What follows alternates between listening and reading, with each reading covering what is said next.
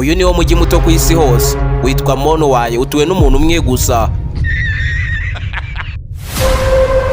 Ibi ntibisanzwe na gato kubera ko mu yindi mijyi hirya no hino ku isi kimwe mu bintu bya mbere bibahangayikishije ni ikigero cy'ubucucike kiri ku rwego rwo hejuru.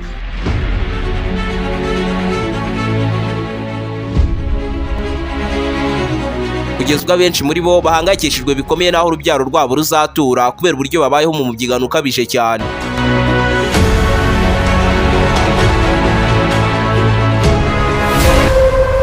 Nyamara hose ureba hatuwe n'umuntu umwe gusa. Ubyumve neza ko undi muntu utuye hafi y'aka gace abarizwa muri mayiro 50, ni ibirometero birengaho gato 80 byose. Mbega ni nk'uko umuntu yaba atuye mu mujyi wa Kigali, undi utuye hafi ye ari hagati y'akarere ka Nyanza n'akarere ka Ruhango, ahantu byibuze imodoka hagenda amasaha 2 kandi yirukanka cyane. Ibaze ko nta kibuga cy'indege kiri hafi y'aka gace ndetse nta na hoteli ihabarizwa, byumvikane ko ku bakerarugendo bahasura bibavuna cyane kuhagera. Wakwibaza utese ni gute umuntu yakwibana wenyine ahantu hangana gutya muri iki kinyejana? Hamwe n'abanyamakuru babiri b'abanyamerika Kara na Net tugiye gutemberana mu mujyi muto wa mbere ku isi hose ubamo umuntu umwe wenyine. Dusobanukirwe neza ngo niki cyabaye cyatumye uyu munsi hibera umuntu umwe gusa. Uyu muntu ninde, abaye hate? Ubundi se aka gace gaherereye mu kihe gihugu? Mwaha ikaze muri iki kiganiro. Nimba ari ubwa mbere rero ugeze kuri umuyoboro mugari w'ibyegeranyo mu Rwanda, icyo usabwa ni ugukanda subscribe, ugafungura inzogera kugira ngo ukomeze gutungurwa no gusobanukirwa na byinshi cyane bimeze nk'ibicanganye kuri iyi si nzima dutuye. Ndi Aime Christian. Ikaze.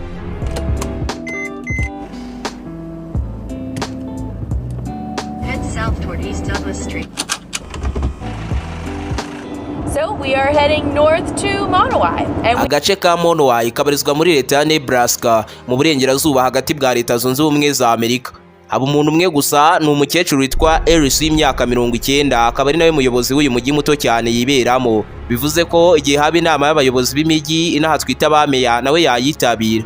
Ukigera muri aka gace wakirwa n'icyapa kikumenyesha ko agace ugezemo kiberamo umuntu umwe gusa. This is the smallest town in the world. There's one person lives here. It's actually crazy. Muri aka gace harimo akabari ari nako uyu mukecuru akoramo, harimo isomero ndetse naho uyu mukecuru yibera. Izindi nyubako zihari zose zirashaje cyane, bigaragara ko zubatswe byibura mu myaka myinshi cyane ishize nko mu 1900 mbere y'intambara ya mbere y'isi yose. Uyu mukecuru umuryango we wimukiye muri aka gace ubwo yari afite umwaka umwe n'igice, byumvikane ko ahariho yakuriye. Amashuri ye yagiye yiga mu yindi mijyi yo muri Kansas ndetse yaje no gukora ku kibuga cy'indege cya Dallas muri Texas, ariko byaje kurangira we n'umugabo we bigarukiye kwibera muri aka gace ka Monowai. Mu gihe twarimo tuganira n'uyu mukecuru yatubwiye ko aka gace kahoze gatuye n'abantu basaga 150, ariko aba bose bagiye bimuka gahoro gahoro bigira mu yindi mijyi, ahasigarana n'umugabo we gusa. Ntibyatinze kubera ko umugabo we yaje gupfa muri 2004, ahasigara wenyine. Umugabo we yitwaga Rudy, yarazwiho kuba yarasomye ibitabo birenga 1000. Kugira ngo uyu mukecuru rero azajya ahora yibuka umugabo we, yafashe inyubako imwe muri aka gace ahindura isomero ryiberamo ibitabo byose umugabo we yari yarasomye akabirangiza.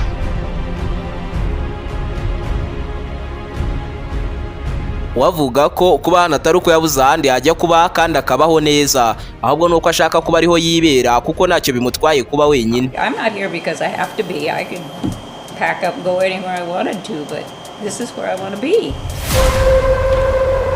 Kimwe mu bintu bitangaje ni ukuntu mu masaha ya saa sita z'amanywa muri aka gace haba haparitse imodoka nyinshi cyane zajemo abaje gufata kamwe muri aka kabari k'uyu mukecuru.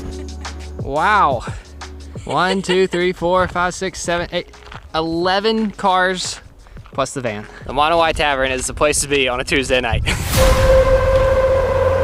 Ibaze ko amaze imyaka irenga 53 atangiye gucuruza inzoga n'ibiryo muri aka gace.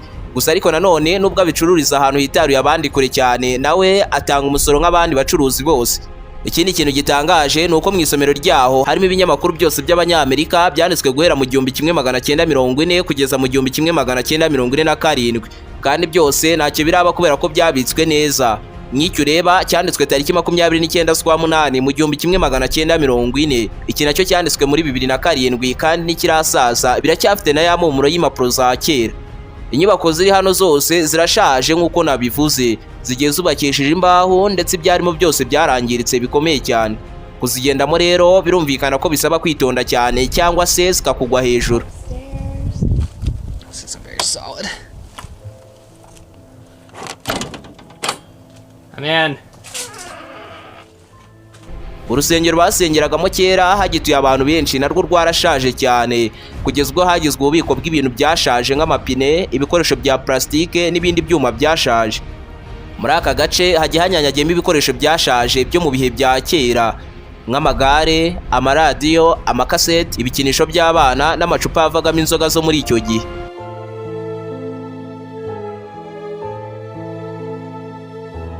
What's a day in your life look like?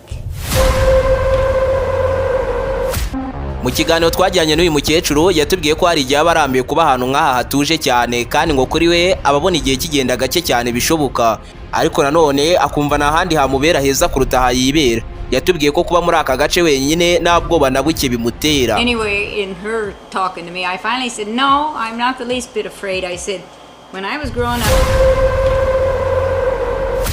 Nubwo ibinyamakuru bimwe na bimwe byavuze ko aka gace gashobora kuba kabamo imyuka mibi, akaba ariyo mpamvu abantu benshi bimutse ku bwinshi bakemera bagasiga n'amazu yabo batanayagurishije. Gusa bavuga ko kwimuka byatewe n'ubukene bwasizwe n'intambara ya kabiri y'isi yose, bakaba baragiye gushaka ubuzima mu yindi mijyi idafite ikibazo cy'inzara. Ibaze ko n'umujyi uri hafi y'aka gace nawe utuwe n'abantu 29 gusa. Mbega biratangaje cyane pe. Mudusangiza ibitekerezo byanyu n'uburyo mwakiriye ino video munyuze muri comment.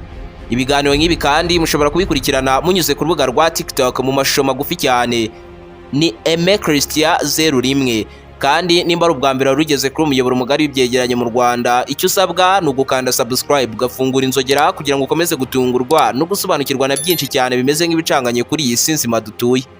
Ndi Aime Christian, naho ubutaha.